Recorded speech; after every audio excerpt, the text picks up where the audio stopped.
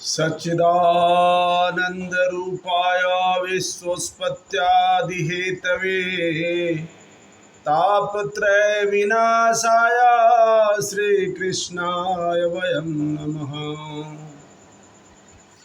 श्रीमद्भागवत महापुराणाय दशमस्कन्धाय द्व्यष्टदशाध्यायः।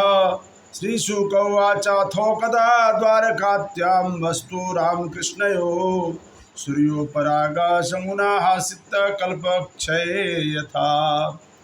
सुखदेव ने कहा, एक बार जब श्री बलराम तथा श्री कृष्ण द्वारका में रह रहे थे तो ऐसा विराट सूर्य ग्रहण पड़ा मानो भगवान ब्रह्मा के दिन का अंत हो गया हो। हे राजन, पहले से इस ग्रहण के विषय में जानते हुए अनेक लोग पुण्य अर्जित करने की मंशा से समंत पंचक नामक पवित्र स्थान में गए। पृथ्वी को राजाओं से विहीन करने के बाद योद्धाओं में सर्वोपरि भगवान परशुराम ने समंत पंचक में राजाओं के रक्त से विशाल सरोवरों की उत्पत्ति की। यद्यपि भगवान परशुराम पर कर्म फलों का कोई प्रभाव नहीं पड़ा था, फिर भी सामान्य जनता को शिक्षा देने के लिए उन्होंने वहां पर यज्ञ किया। इस तरह उन्होंने अपने आप को पापों से मुक्त करने का प्रयास कर रहे सामान्य मनुष्यों जैसा आचरण किया। अभी समंत पंचक में तीर्थ यात्रा के लिए भारतवर्ष के सभी भागों से बहुत बड़ी संख्या में लोग आए थे। हे भरतवंशी, इस तीर्थ स्थल में आए हुए लोगों ने अनेक वृष्णिजन यथागत प्रद्युम्न तथा सांब अपने अपने पापों से छुटकारा पाने के लिए आए थे। अक्रूर, वसुदेव, आहूक तथा अन्य राजा भी वहाँ गए थे। द्वारका की रक्षा करने के लिए सुचंद्र शुक तथा शारण के साथ अनिरुद्ध एवं उन्हीं के साथ उनकी सशस्त्र सेनाओं के नायक कृतवर्मा भी रह गए थे। बलशाली यद गुण बड़ी शान से मार्ग से होकर गुजरे। उनके साथ साथ उनके सैनिक थे जो स्वर्ग के विमानों से होड़ देने वाले रथों पर ताल ताल पर पग पग रखकर चल रहे थे। घोड़ों पर तथा बादलों जैसे विशाल एवं चिघाड़ते हाथियों पर सवार थे। उनके साथ दैवी विद्याधरों के ही समान तेज अनेक पैदल सिपाही भी थे। सोने के हारों तथा फूल की मालाओं से सज्जित एवं कवच धारण किए हुए यदुगन दैवी वेशभूषा में इस तरह शोभा दे रहे थे कि जब वे अपनी पत्नियों के साथ मार्ग पर आगे बढ़ रहे थे तो ऐसा लग रहा था मानो आकाश मार्ग से होकर देवतागण उड़ रहे हों। समंत पंचक में संत स्वभाव वाले उन यादवों ने स्नान किया और फिर अत्यंत सावधानी के साथ उपवास रखा। तत्पश्चात उन्होंने ब्राह्मणों को वस्त्रों, फूल मालाओं तथा सोने के हारों से सज्जित गाय दान दी। तत्पश्चात वृष्णियों कृष्णवंशियों ने शास्त्रीय आदेशों के अनुसार एक बार फिर परशुराम के सरोवर में स्नान किया और उत्तम कोटि के ब्राह्मणों को अच्छा भोजन कराया। उन्होंने उस समय यही प्रार्थना की, हमें भगवान श्री कृष्ण की भक्ति प्राप्त हो। फिर अपने एकमात्र आराध्य देव भगवान श्री कृष्ण की अनुमति से वृष्णियों ने कलेवा किया और निवृत्त हो जाने पर शीतल छाया प्रदान करने वाले वृक्षों के नीचे बैठ गए। यादवों ने देखा कि वहां पर आए अनेक राजा, उनके पुराने मित्र तथा संबंधी मत्स्य, उसिनर, कौशल्य, विदर्भ, कुरु, सृंजय, काम्बोज, कैकेय, मद्र, कुंती तथा आनर्त एवं केरल देशों के राजा थे। उन्होंने अन्य सैकड़ों राजाओं को भी देखा जो स्वपक्षी तथा विपक्षी दोनों ही थे। इसके अतिरिक्त हे राजा परीक्षित, उन्होंने अपने प्रिय मित्रों नंद महाराज तथा ग्वालों और गोपियों को देखा जो दीर्घकाल से व्यथित होने के कारण दुखी थे।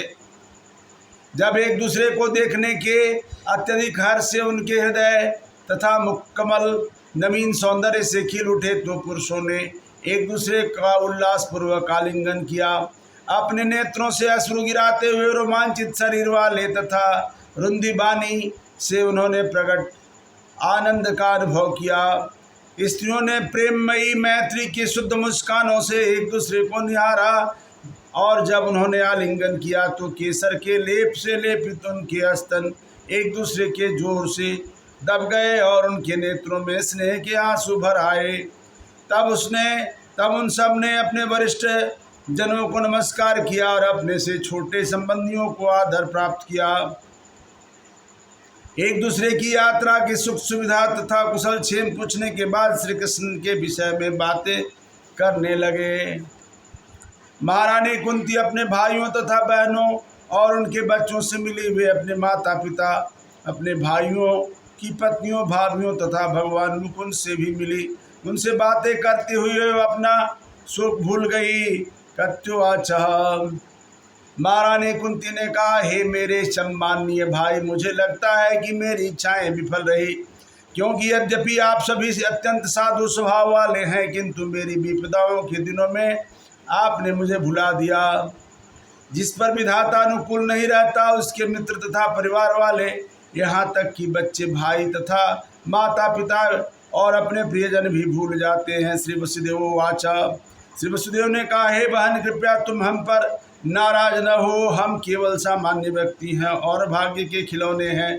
निसंदेह मनुष्य चाहे अपने आप कार्य करे या अन्यों द्वारा करने को बाध्य किया जाए, वह सदैव परमेश्वर के नियंत्रण में रहता है।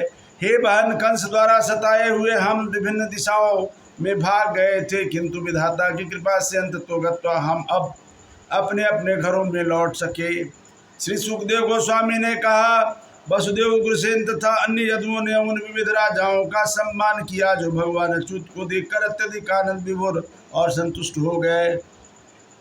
हे राजाओं में श्रेष्ठ परीक्षित, भीष्म, द्रोण, धृतराष्ट्र, गांधारी तथा उनके पुत्र पांडव तथा उनकी पत्नियां कुंती, संजय, विदुर, कृपाचार्य, कुंती भोज, विराट, भीष्मक, महान, नग्नजित, पुरुजित, द्रौपद, शल्य, धृष्ट केतु, काशीराज, दम घोष, विशालाक्ष, मैथिल, मद्र, कैके, धुमामन्यु, सुशर्मा, बाहिक तथा उनके संगी और उन सब के पुत्र एवं महाराज युधिष्ठिर के अधीन अनेक राजा, ये सारे के सारे अपने सपक्ष समस्त ऐश्वर्य तथा सौंदर्य के धाम अपनी पत्नियों के साथ खड़े भगवान श्री कृष्ण के दिव्य रूप को का दर्शन करके आश्चर्यचकित हो रहे हैं। जब भगवान बलराम तथा भगवान कृष्ण उदारता पूर्वक उनका आदर कर चुके, तो ये राजा अति प्रसन्नता एवं उत्साह के साथ श्री कृष्ण के निजी संगियों की प्रशंसा करने लगे, जो विष्णुकुल के सदस्य थे।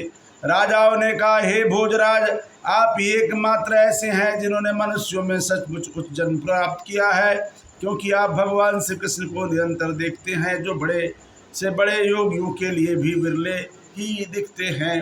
वेदों द्वारा प्रसारित उनका यश, उनके चरणों के को प्रचलित करने वाली जल तथा शास्त्रों के अनुरूप उनके द्वारा कहे गए शब्द, ये सभी ब्रह्मांड को पूरी तरह शुद्ध करने वाले हैं। यद्यपि काल के द्वारा पृथ्वी का सौभाग्य नष्ट भ्रष्ट हो चुका था, किंतु उनके चरण कमलों के स्पर्श से उसे पुनर्जीवन दान मिला। अतः पृथ्वी हमारी समस्त इच्छाओं की पूर्ति की वर्षा हम पर कर रही है। जो भगवान विष्णु स्वर्ग तथा मोक्ष लक्ष्यों को भुलवा देते हैं, वे आपके वैवाहिक तथा रक्त संबंधित स्थापित कर चुके हैं।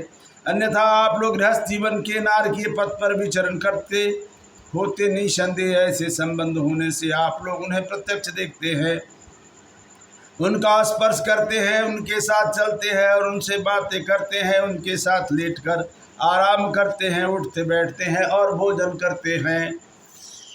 सुखवाचा, श्री सुखदेव गोस्वामी ने कहा, जब नंद महाराज को ज्ञात हुआ कि श्री कृष्ण के नेतृत्व में यदुगण आ चुके हैं, तो वे तुरंत उनसे भेंट करने गए। सारे ग्वाले और अपनी अपनी बैलगाड़ियों में विविध वस्तुएं लाद कर उनके साथ गए। नंद महाराज को देखकर सारे वृष्णि प्रसन्न हो उठे और इस तरह खड़े हुए मानो मृत शरीरों में फिर से प्राण संचरित हो गया हो। दीर्घ काल से उन्हें न देखने के कारण अधिक कष्ट का अनुभव करते हुए उन्होंने नंद महाराज का प्रगाढ़ आलिंगन किया। वासुदेव जी ने बड़े ही हर्ष से नंद महाराज का आलिंगन किया। प्रेम विवल होकर वसुदेव जी ने कंस द्वारा पहुंचाए गए कष्टों का स्मरण किया, जिसके कारण उन्हें अपने पुत्रों को उनकी रक्षा के लिए गोकुल में छोड़ने के लिए बाध्य होना पड़ा था।